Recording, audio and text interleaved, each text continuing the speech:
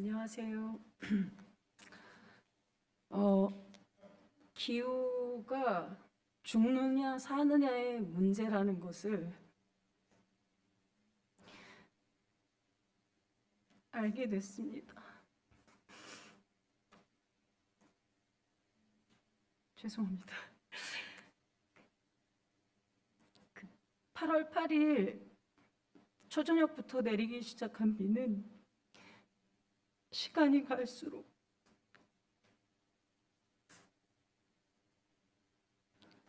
점점 더 빗줄기가 굵어지고 속도가 빨라지더니 밤 10시, 11시를 넘기도록 한숨도 쉬지 않고 폭포수가 쏟아지듯 무섭게 퍼부었습니다.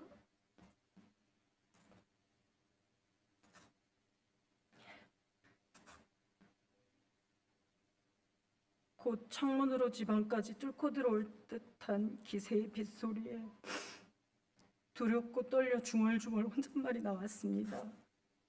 어떡해. 비가 너무 많이 와. 무서워. 집안을 서성이다 계속되는 빗소리에 불안해져 불도 끄지 않고 잠깐 누웠다가 설핏 잠이 들었습니다.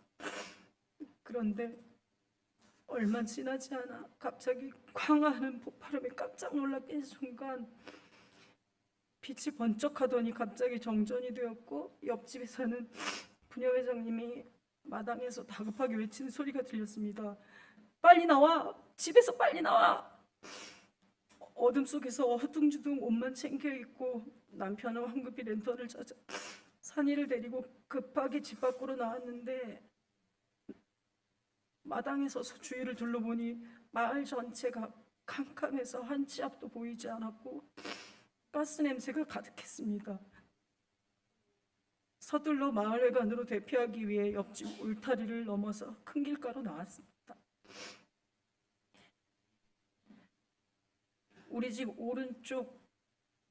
오른쪽의 옆집 지붕 위로 떨어진 전봇대가 검은 하늘에 어슴푸레 보였을 때 정권인의 가족들은 어쩌지?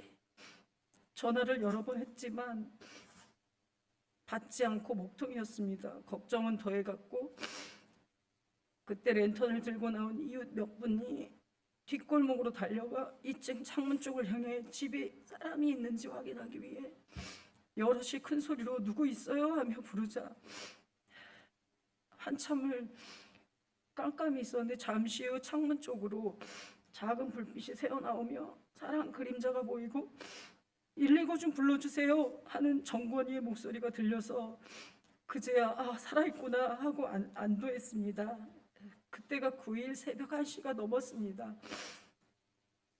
그 밤을 보내기 위해 산이 아빠가 다시 집으로 들어가서 휴대용 매트와 이불을 가지고 나와 마을회관에서 잠깐 눈을 붙이고 일어나니 아침 6시가 되었고 집 쪽으로 가보니 칠흑 같은 암흑 속에서 보이지 않던 주변에 믿기지 않은 광경이 눈앞에 펼쳐져 있었습니다. 토산물이 우리 집 마당 코앞까지 들어차 있고 차 2대가 토사에 박혀 있고 옆집 울타리고 철대문이고 다 부서지고 주차장에 있던 수십 대의 자동차가 여기저기 떠내려가 찌그러지고 담벼락을 뚫고 다른 집 마당으로 떠밀려 들어가거나 토사로 꽉 찬 쑥대밭이 된 마을의 참혹한 광경은 도무지 믿을 수 없는 비현실적인 모습이었습니다. 뒷골목에는 산세태로 밀려 내려온 토사와 거대한 바위, 커다란 나무들이 뿌리째 뽑혀 흘러와 켜켜이 쌓여 길을 막고 있어 요한인의 가족이 살고 있는 산성빌라 쪽은 아예 잘 보이지도 않고 오갈 수도 없는 상황이었습니다. 뒤늦게 요한인의 가족이 마침 여행을 떠나서 집에 없었다는 소식을 듣고 하나님이 살리셨구나, 이 험한 곳에서 온 가족을 옮기셨구나 생각하니 아찔해서 가슴을 쓸어내렸습니다. 이것은 놀라우신 하나님의 은혜라고 밖에는 설명할 수 없는 일이었습니다. 제가 이번에 겪은 일을 돌이켜보다가 창세기 노아시대 부분과 전도서를 묵상하면서 느낀 점을 여러분과 나누고자 합니다. 산사태로 정전된 후 겨우 몸만 빠져나와 집을 등지고 어둠 속에 섰을 때 사람의 목숨 외에 우리가 가진 것은 아무것도 아니구나 생각했습니다. 하나님께서 물로 덮으시면 그만이고 주께서 멸하시면 아무것도 아닌 것을 더 많이 갖지 못할까 봐 안달복달 염려하고 과분한 것을 얻기 위해 경쟁하고 애쓰며 너무 많은 것을 끌어모으고 불리고 짊어지고 살고 있다는 것. 헛되고 헛되다. 모든 것이 헛되다는 전도서의 말씀에 깊이 동감하였습니다. 두 번째 특별한 은혜는 요한인의 가족이 무사하다는 소식을 들었을 때 하나님이 요한인의 가족뿐 아니라 결국에는 우리 가족을 도우셨구나 생각했습니다. 건봉리 마을에 아무도 다친 사람이 없는 것, 내 곁에 있는 이웃이 살아있음이 은혜라는 걸 알게 되었습니다. 마을에 관해서 며칠 동안 구호물품들을 정리하고 나누는 일을 함께 하면서 이웃과 서로 연락해서 도울 수 있음이 행복하다는 것, 좋은 이웃, 미운 이웃 할 것 없이 소중하다는 것, 하나님께서 제2계명인 내 이웃을 내 몸같이 사랑하라는 계명을 왜 주셨는지 직접 체험한 저에게는 놀라운 은혜였습니다. 모든 일에는 다 때가 있다. 세상에서 일어나는 일마다 알맞은 때가 있다는 말씀은 무슨 뜻일까 곰곰이 생각해 봅니다. 왜 지금 남한산성에 산사태가 일어났는지, 울진의 산불과 가뭄, 1,400명이 넘는 인명피해를 남긴 파키스탄의 홍수, 유럽 최악의 가뭄은 하나님의 어떤 사인일까요?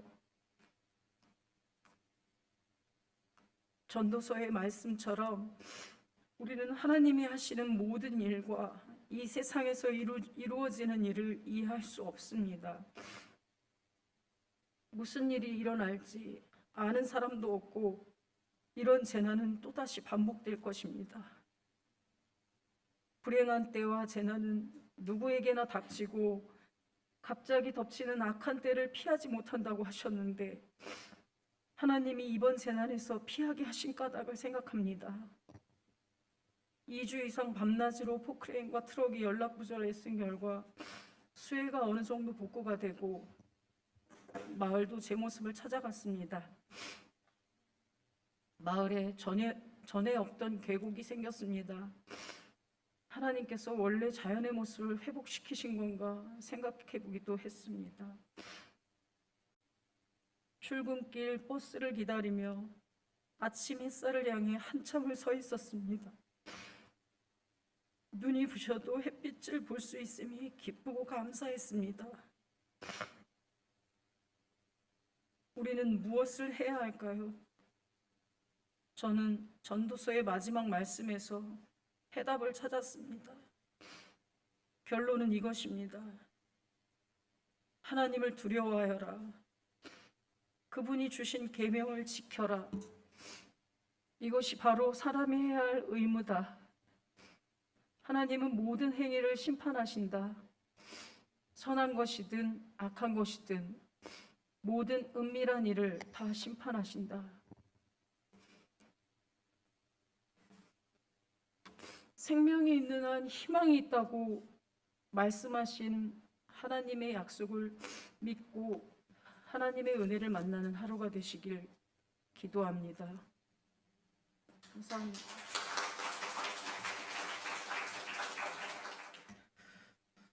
먼저 저희 가정이 감당할 만한 시험을 겪게 하시고 살아있는 은혜를 경험하게 하시는 하나님을 경외하고 찬양합니다. 그리고 주민교회 목사님과 사모님 그리고 많은 성도님들의 따뜻한 위로와 물질적인 지원에 이 자리를 빌어 저희 가족을 대표해서 진심으로 감사드립니다.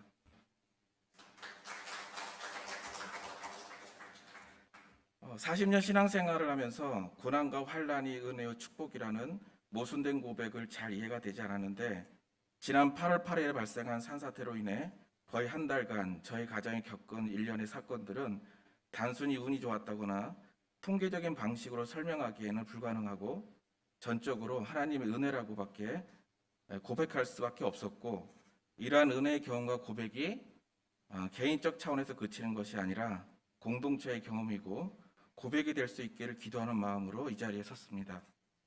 이 내용은 PT 사진을 중심으로 말씀드리도록 하겠습니다. 이게 타임라인인데요. 저희가 이제 8월 8일에 이 산사태가 나기 전에 사실 2박 3일로 가족 여행을 이제 계획하고 있었습니다.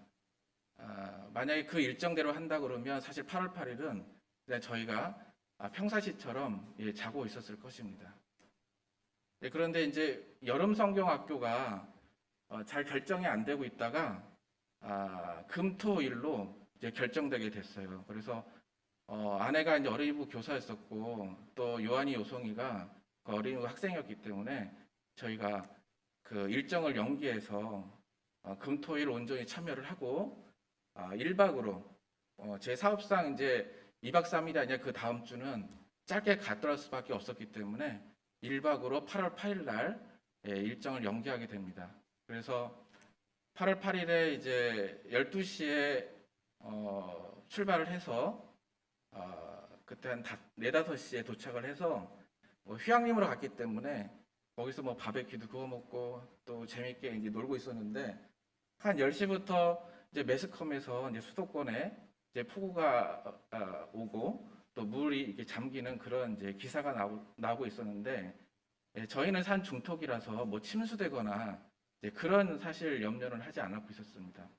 그런데 이제 11시 저녁 11시쯤 돼서 아까 윤보경 집사님께서 말씀하셨듯이 이제 그런 산사태가 나게 됩니다.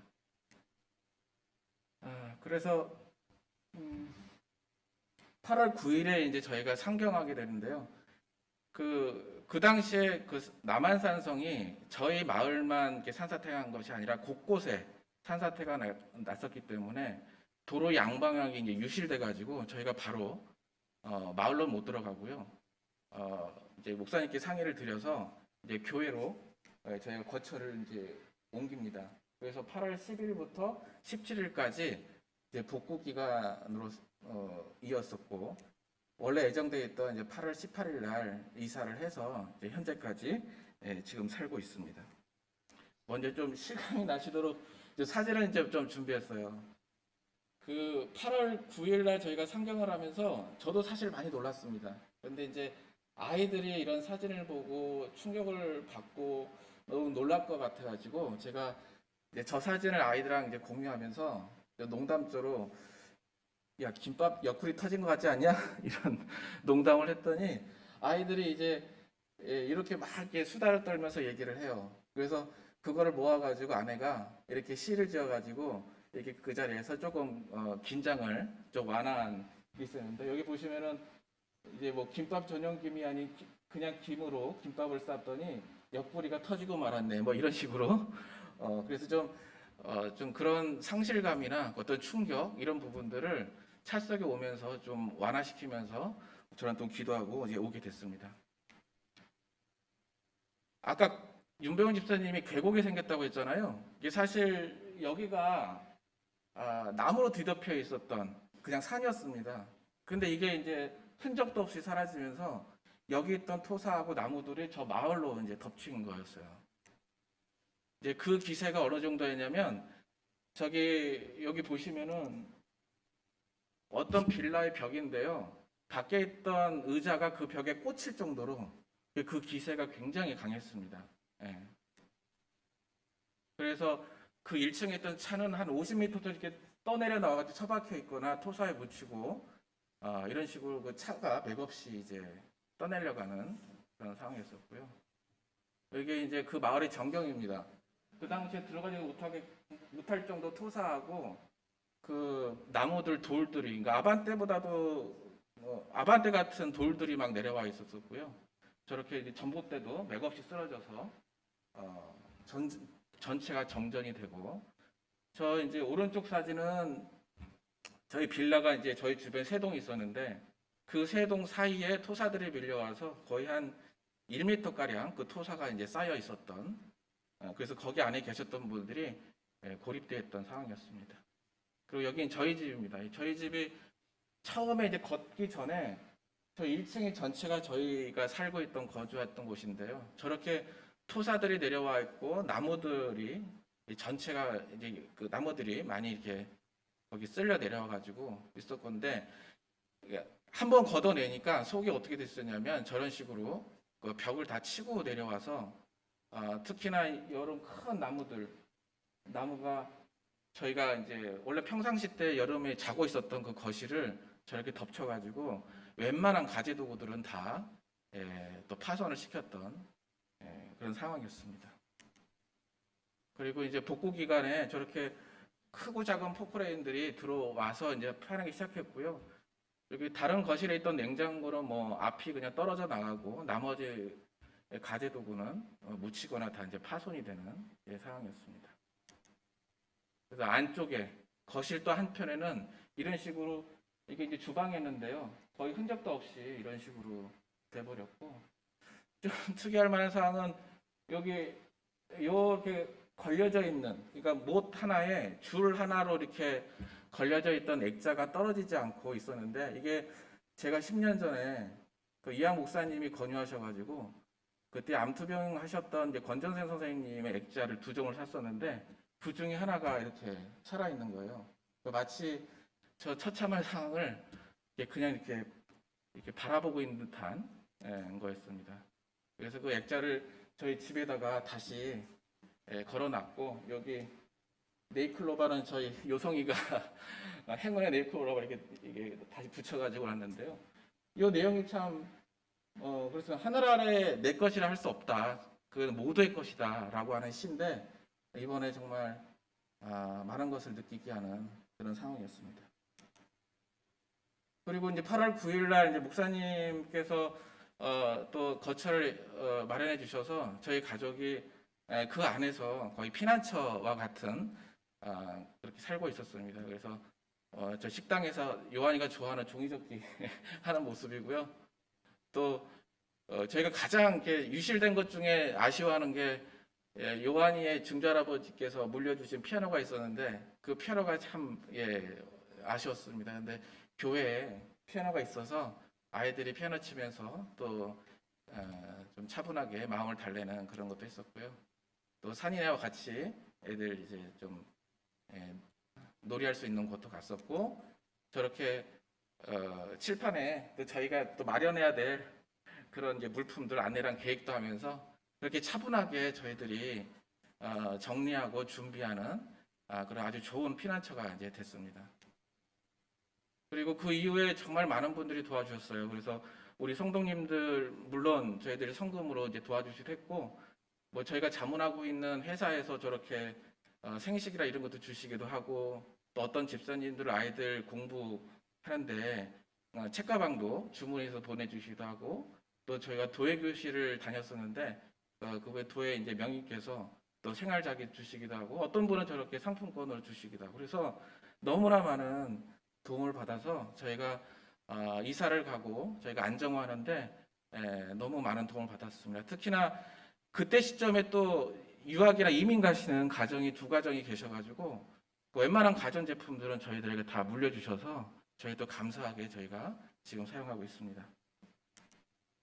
그래서 이제 새로운 집에 가서 그 가전제품을 받기 전까지는 저렇게 캠핑용 의자에서 식사를 하면서 애들이랑 좀 생활을 했었고요.